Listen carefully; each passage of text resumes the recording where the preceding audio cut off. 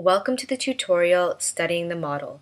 In this tutorial, I'm going to show you how to analyze a character so that you can learn to make decisions about where to cut it up so that it can be distributed for breakdown.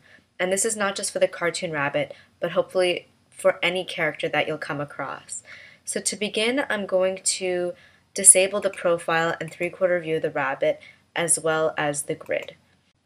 So on first glance, you might think it's pretty obvious where you're going to make your cuts.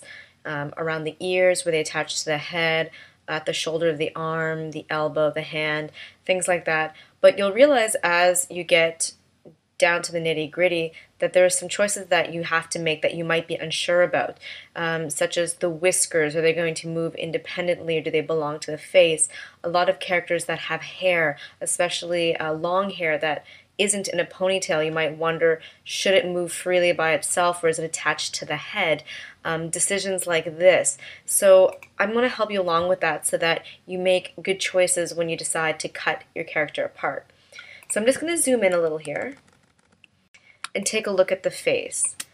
So the eyes in particular are a tricky area to cut up because you're going to want movement in the eyes. So clearly it can't remain as a flat object of just what you see here. And there's so much expression done in the eyes of a character that it's not surprising that it's one of the more complicated areas to break down. In fact, most of the time we recommend that you break down the character's eyes into three separate layers. One layer being the pupil, the next layer being the white of the eye, so it would be white without the pupil and this part would be filled in. And the next layer would be the eyelid. In this case, you don't see an eyelid, but what you would do is cut around the eye, so this yellow skin or fur around the eye, and this white area would actually be hollow. And then the pupil would sit on top, but could pass behind the eyelid, this yellow skin, but in front of the white of the eye. And I'll actually do all this for you so you'll see for yourself exactly what I mean. Somewhere along the line, you're also going to probably draw several different eye shapes, and the eyelids perhaps half closed or fully closed for when the character blinks. So all of those will be on the layer where you see the eyelid or the outer ring of yellow with the hollow fill. If you happen to have a character in the three-quarter view, ours is okay. If you recall, I'll show you quickly.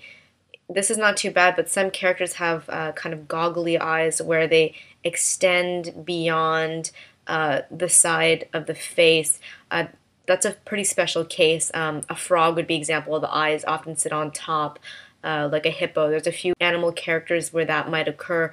That's a pretty special case, and you actually have to use something called a cutter in the module library, and we're going to get into the network view for things like that. But for now, because we have a simple character like this, that shouldn't be a problem. And maybe if you're following along with your own character and you have that complication, you might want to change the model a bit to follow along. I'm just going to go back to the front view and actually zoom out again. So the next thing I'd like to talk about are the hands. So let's zoom in on the hands. One of the mistakes that a lot of new animators make is breaking things down into too much detail. So what I mentioned above about the whiskers, you would probably in no instance ever break down the whiskers of a rabbit. It belongs to the face. They will not move independently. They'll be part of that face. And that's the same with the hands. A lot of people break down the fingers into the individual joints, which is crazy and I don't think ever done.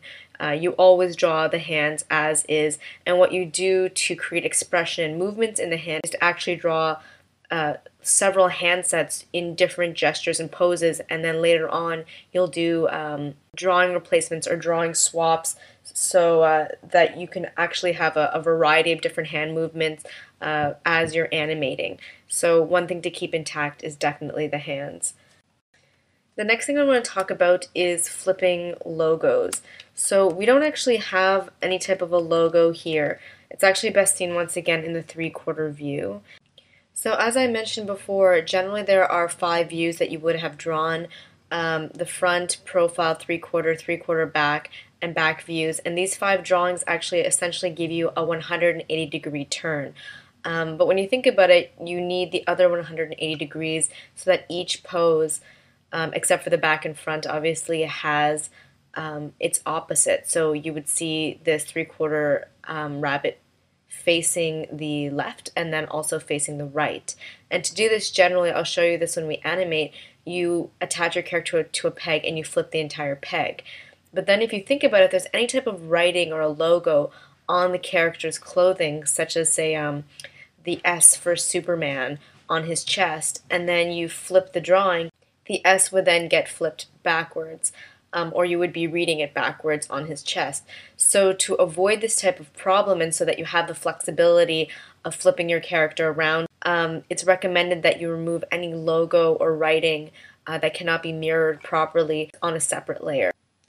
The last thing I'd like you to think about is your character in terms of overlap.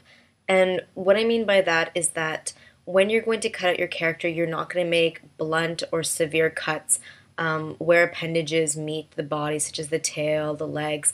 You're really going to create an overlap so that if the appendage moves, that you won't see any type of a gap.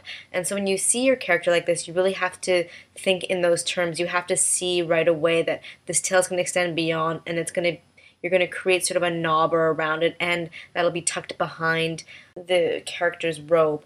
And so you have to really think about your character in those terms. And once again, I'm going to show you how to do all of this in the following tutorials. So that's pretty much it for studying the model. Stay tuned for the next tutorial, Breakdown Setup.